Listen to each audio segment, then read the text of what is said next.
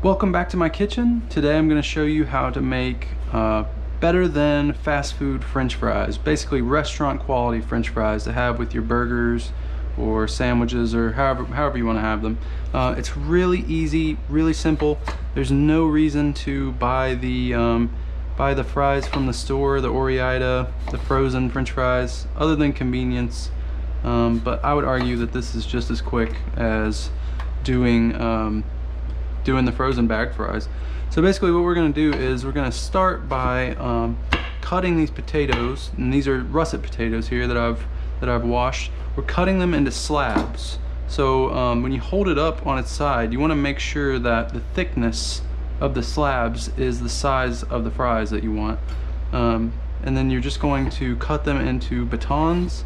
If you were doing shoestring fries, you could do really thin fries. I kind of like a thicker French fry, so I'm doing them a little bit thicker, and I'll show you. That's a pretty thick fry. It's probably 1/4 inch by 1/4 inch, and we're just going to take those and throw them straight into a bowl of water.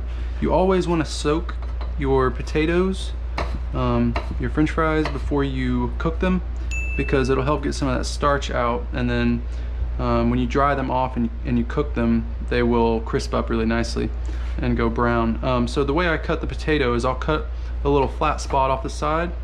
I'm trying not to get too much of the actual meat of the potato, but then lay it on that flat side, and then use your claw method and start cutting your slabs. And you can usually get, these are pretty small russets, but you can usually get a good bit of slabs out of it. And then lay your slabs flat. You always just want to find the flat surface, because that's going to bring you more stability when you're cutting. And just slice them down into batons. Nice and simple.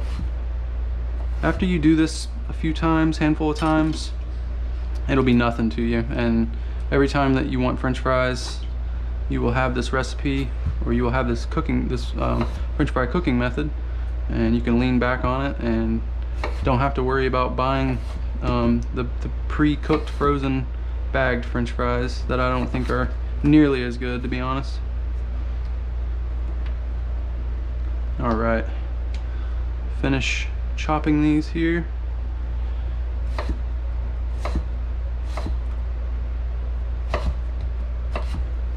Perfect.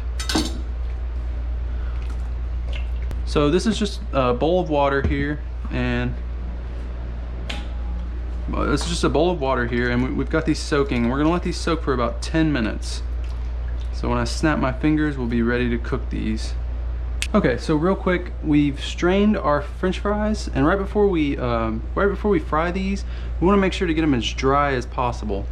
So best thing to do is to take a tea towel and use another tea towel and just pat them dry, because if they still have a lot of water on them when you go to fry them, it can react really negatively with the oil and cause the oil to sort of rise to the top of the pot that you're boiling in, or that you're deep frying in, and it could potentially even go over the edge if the reaction is really harsh.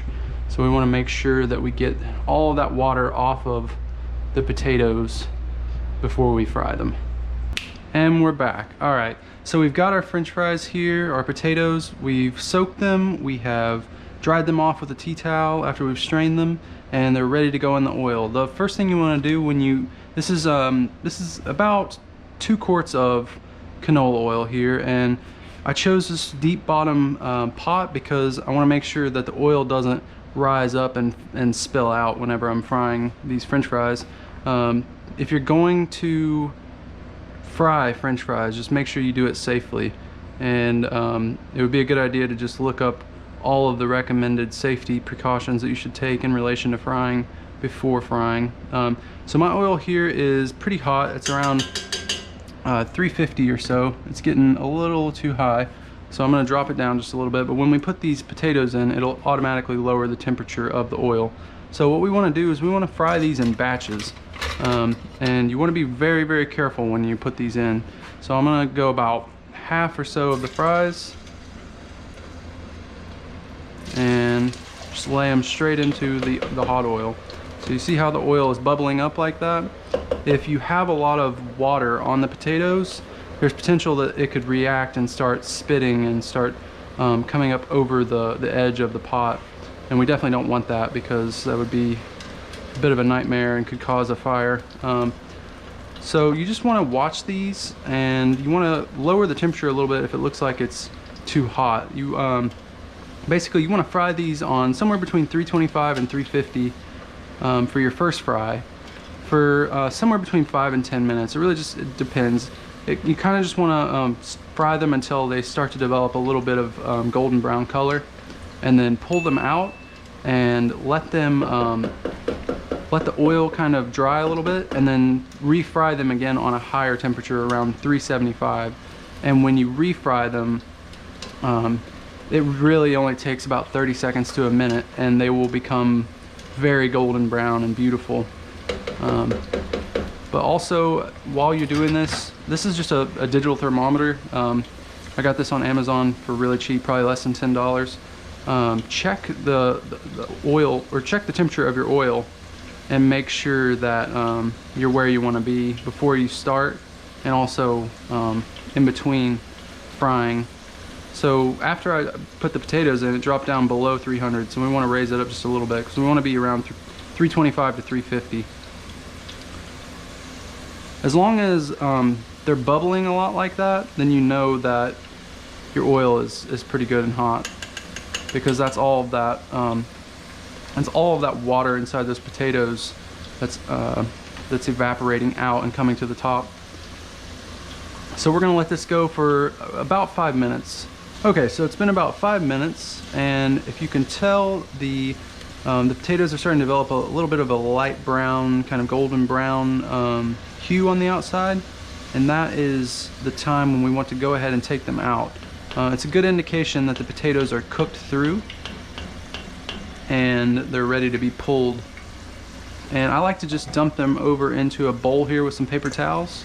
That way it catches all of that oil, because you don't want them to lay in there and get soggy. The purpose of the second fry is so that, because if you were to eat these now, let me get these other in here. If you were to eat these now, they would be extremely floppy. Like fresh out of the oil, they might not be so bad, but as soon as they kind of settle a little bit, and you can even tell some of them are kind of floppy here. On the first fry like that, you're really just cooking the potato. On the second fry is when you're gonna get a really nice crispy texture on the outside. So go ahead, and you can even salt these a little bit. And we're frying up our second batch here, and then we'll come back and complete the second fry.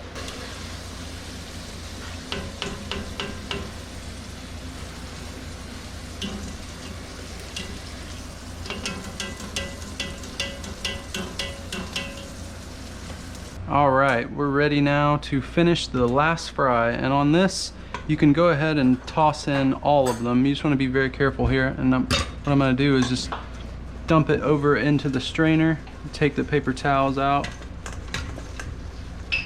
There we go. Keep that over there. I just got done making some smash burgers, so we've got some stuff going on over here, but we're just going to go straight into the oil with these. And like I said on this, you want the oil around 375, and it's only going to take about a minute here to get these really nice and golden brown. And we want to have our bowl ready again.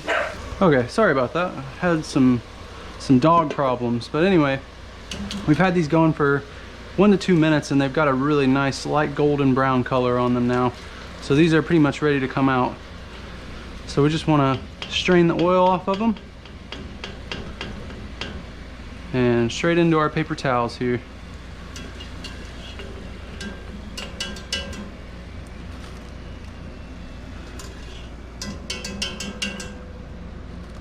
And while they're fresh with the hot oil, we want to hit them with some salt. Hit them with some salt, shake them up, and then hit them with another pinch. Perfect. All right, here we have it. the wonderful smash burger with fries. These restaurant quality fries that I've been telling you about. We got that nice golden brown texture on them from the double fry. I'm gonna squirt some ketchup on here because French fries wouldn't be French fries unless you're eating ketchup with them.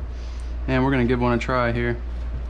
Let's get a really nice golden one here. Look at how nice and crispy that looks on the outside. Let's get a couple here to try.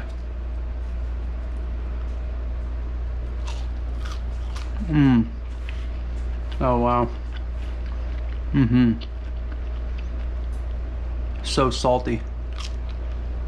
And the inside is just so soft and so creamy.